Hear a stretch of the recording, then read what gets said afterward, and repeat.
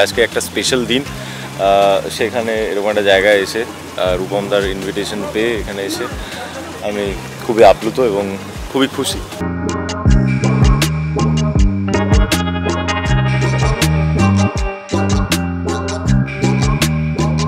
হয়তো আগের জন্মে কোনো ভালো কাজ করেছি, তার ফল এই জন্মে আসছে।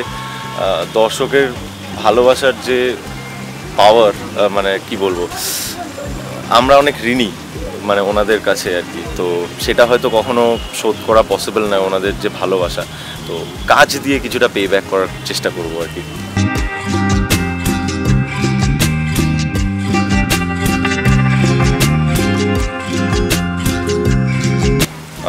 ফ্যাশন, দেখো ফ্যাশনের ব্যাপারে আমার সত্যি কথা বলতে কি, মানে আমার ধরো একটা যেমন জামা পছন্দ হলো, কিনতে গেলাম, আর একটা তার সাথে প্যান্ট কিনলাম।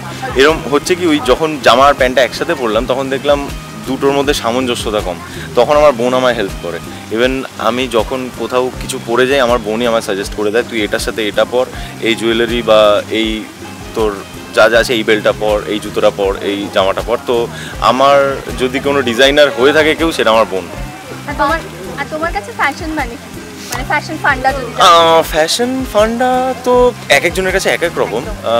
অনেকের কাছে আছে যেরকম ফ্যাশন মানে যেটা হচ্ছে ট্রেন্ডি ফ্যাশন, মানে অনেক সময় সবার আগে অনেকের কাছে আছে যে আগে কমফোর্টেবল, ওই ব্যাপারটা আগে আসতে হবে। তো আমার কাছে ওই রকম যেটা সামঞ্জস্যতা বজায় রাখবে, ব্যালেন্স করতে লাগবে। আমি যা খুশি পড়তে পারি, ঠিক আছে, যা খুশি পড়তে পারি, বাট আমি কতটা কনফিডেন্ট ওটা পরে, ওটা ইম্পর্টেন্ট। তো ওটাই ফ্যাশন। আর ডেফিনেটলি কমফোর্টেবল তো লাগতেই হবে আমাকে।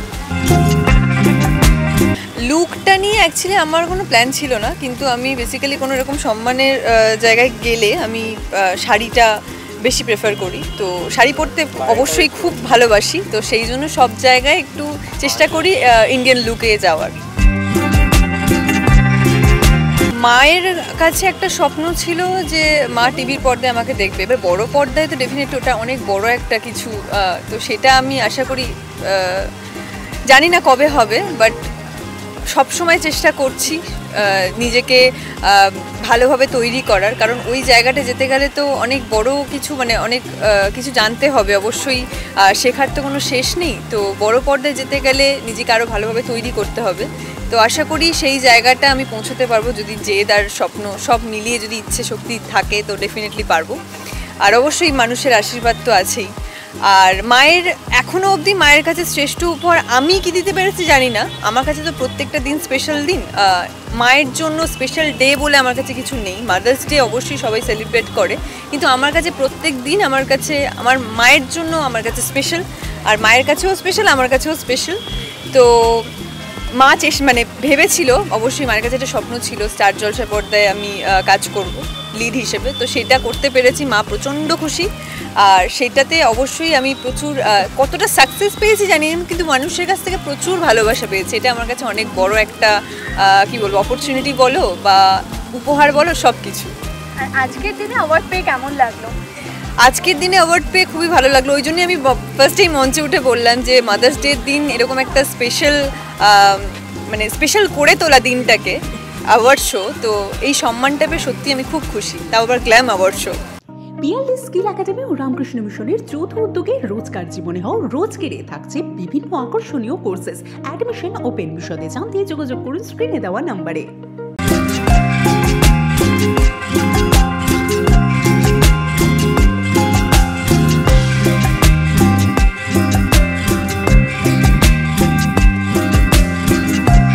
যে কোনো অ্যাওয়ার্ড একজন শিল্পীকে আরও ভালো কাজ করতে অনুপ্রেরিত করে।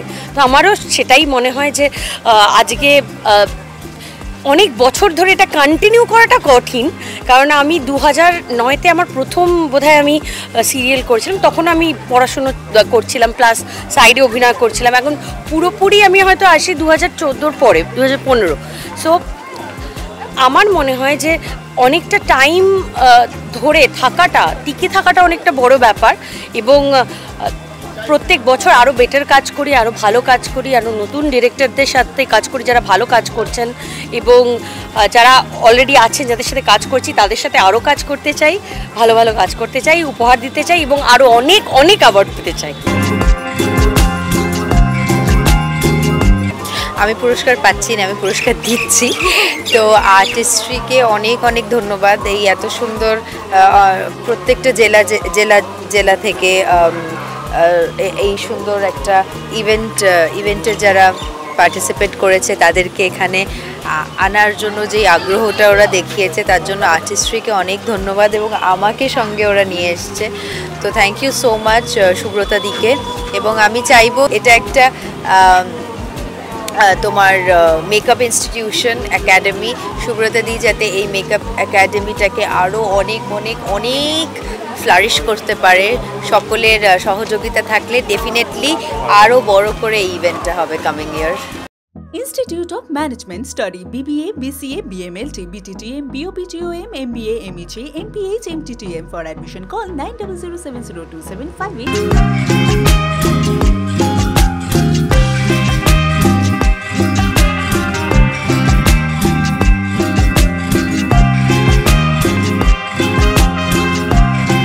আশা তো আমি যেহেতু আগের থেকে জানি তাই জন্য আর সবার সামনে অভিনয় করছি না। নেগেটিভ রোলের জন্য আমায় দেওয়া হচ্ছে মিঠি ঝোড়ার জন্য। মিঠি ঝোড়া আমি জাস্ট জয়েন করেছি, তারপরেই এই দর্শকদের জন্যই, আপনাদের ভালোবাসার জন্যই এই অ্যাওয়ার্ডটা পাওয়া।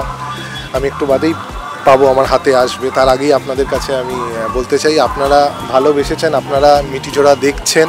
আগামী দিনে আরও অনেক চমক থাকবে, আমার আরও অনেক বদমাইশি থাকবে, তাই ওইগুলো একটু সহ্য করে নেবেন। আর আমি চেষ্টা করব আগামী দিনেও আপনাদের এন্টারটেইন করা।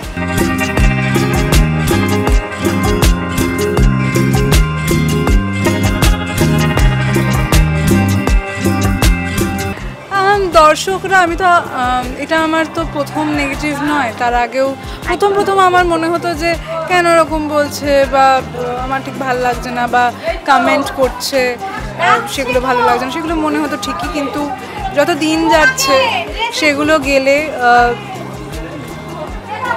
যত দিন যাচ্ছে তত আমি বুঝতে পারছি যে সেটা মানুষের ভালোবাসা, এবং তারাও যে এরকমটা বলছে আর নয়, তারা সত্যিই আমাকে মানুষ না সত্যিই খুব ভালোবেসেছে, এবং তার জন্য মন থেকে অনেক অনেক অনেক ভালোবাসা এবং অনেক থ্যাংক ইউ সো মাচ। আর আজকে গ্ল্যাম শো হচ্ছে, তো তোমার কাছে কি মনে হয় গ্ল্যামারাস হওয়াটা কতটা দরকার এই ইন্ডাস্ট্রি? গ্ল্যামারাস হওয়াটা কতটা দরকার, মানে দরকার কি দরকার না, তোমার কি মনে হয়? আর্টিস্ট আর আর্টিস্ট, মানে কখনো আমরা মেকআপ দিয়ে গ্ল্যামারাস লুক তৈরি করি, কখনো আমরা মেকআপ দিয়ে নন গ্ল্যামারাস লুক তৈরি করি, তো it doesn't matter. The matter is the concept, the matter is the চরিত্র, the art।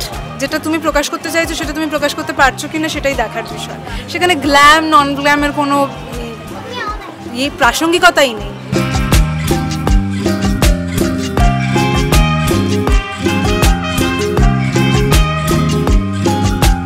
নমস্কার, আমি অর্কজা আচার্য। আজকে আমি এসেছি আর্টিস্ট্রি এন্টারপ্রাইজেস নিবেদিত একটা গ্র্যান্ড ফ্যাশন শোতে, যেখানে বাচ্চা থেকে শুরু করে মিস্টার মিসেস বিভিন্ন ক্যাটাগরির র্যাম্প শো আছে। আমি অ্যাজ আ গেস্ট জাজ এখানে এসেছি, আমার তো খুবই ভালো লাগছে।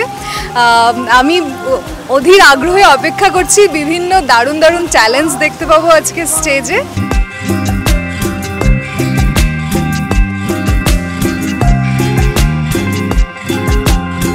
Hello, myself Aindrila Chatterjee. আমি আর্টিস্ট এন্টারপ্রাইজে আসতে পেরে ভীষণ ভালো লাগছে, কারণ সুব্রতাদির এত আন্তরিকভাবেই পুরো জিনিসটা অর্গানাইজ করেছে, তার জন্য সুব্রতাদিকে first of all hats off. আর তাছাড়া আমি best vocal artist and best anchor হিসেবে নমিনেটেড ছিলাম, তো আমি এখানে প্রাইজ পেয়েছি, ভীষণ ভালো লাগছে। আমার মনে হয় শিল্পীর কাছে এই ছোটো ছোটো প্রাপ্তিগুলো আরও জীবনে এগিয়ে চলার জন্য খুব ইম্পর্ট্যান্ট হয়। So thank you.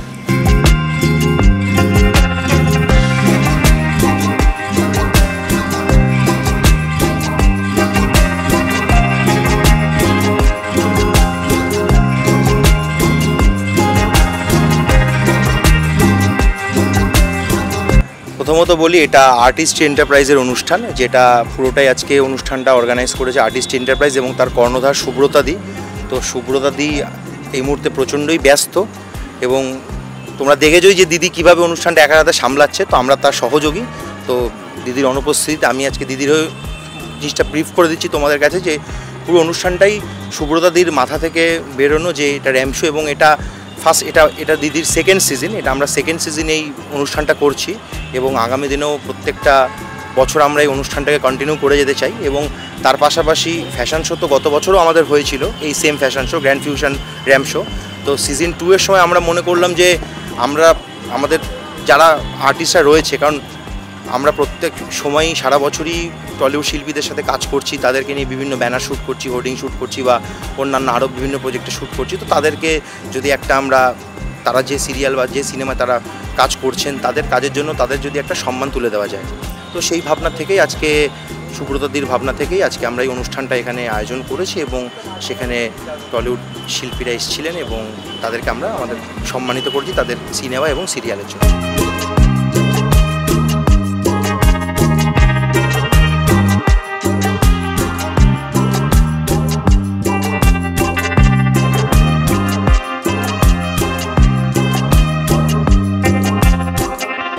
টলিউডের latest update, gossip and entertainment পেতে সাবস্ক্রাইব করুন শুধুমাত্র সিটি সিনেমা আর ফলো করুন সিটি সিনেমার Instagram, Facebook, Twitter and ShareChat page.